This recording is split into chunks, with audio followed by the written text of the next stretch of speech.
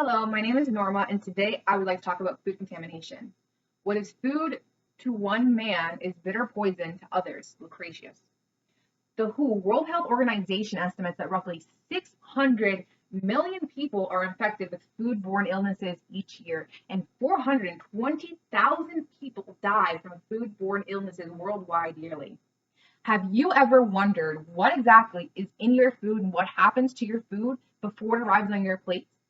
Today, I would like to talk about and explain food contamination, what it is, how it happens, and how it affects us.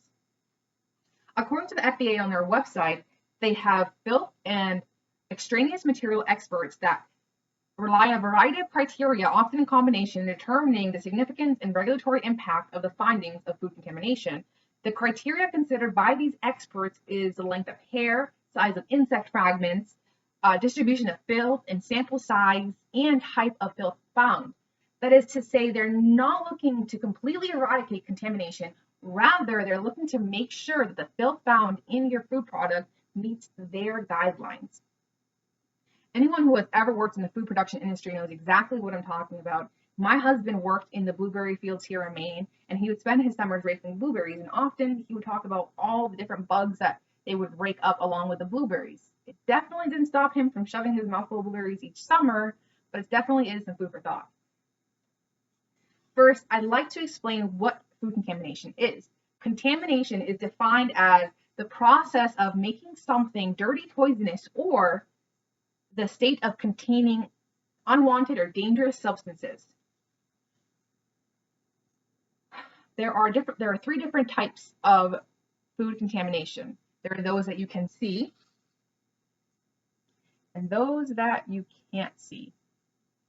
The first type is physical, hair, glass, insects. The second type is chemical, pesticides, antibiotics, cleaning agents. And the third type is biological, which is perhaps the worst type of food contamination that you could run across. We're talking bacteria, viruses, parasites, fungi, and prions. The impacts of food contamination are many. We're talking socioeconomic impacts, we're talking environmental impacts.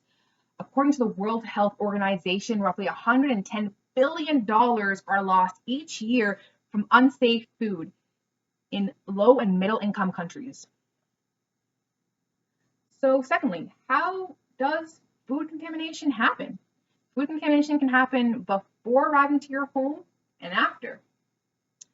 There's physical food contamination, which usually happens when manufacturing practices are not followed, aka personal protective equipment such as hairnets are not worn, the facilities where the food is produced are not cleaned properly, and the equipment may not be in good shape. The second type of food contamination that happens is chemical, which would involve fertilizers and pesticides for food production. Often this can happen when food is not properly sanitized. The third is transportation and storage. Oftentimes food can become contaminated during the transportation and the storage process, both before and after it arrives to your home. Food contamination at home can happen when you don't practice good hygiene, don't wash your hands and the surfaces that you're using to cook. The second is when food preparation guidelines are not followed, food is not cooked to the right internal temperature. And the third is food storage. So when you store food in the fridge for longer than is advised. And lastly, how food contamination affects us. The short-term effects are food poisoning, which include upset stomach, diarrhea, vomiting, dehydration, just to name a few. According to the World Health Organization, children under 5 years old are the most impacted. Roughly 40% of all foodborne illnesses are due to children under 5 years of age coming across contaminated food. The long-term health effects include kidney failure, chronic arthritis, cancer, brain and nerve damage, and including death. So how can we decrease the chances of food contamination? You can grow your own food, you can handle and prepare food safely according to guidelines, and third, you can have someone else check the food for you. You can use your nose, your eyes, and taste to evaluate food. And when in doubt, throw it out. In conclusion, today I shared with you what food contamination is, how it happens, and its effects. I hope the next time you take a bite out of chocolate, fruit, or just about any other food, you think twice about what might really be in there. After all, what is food to one man may be bitter poison to others. Gracious.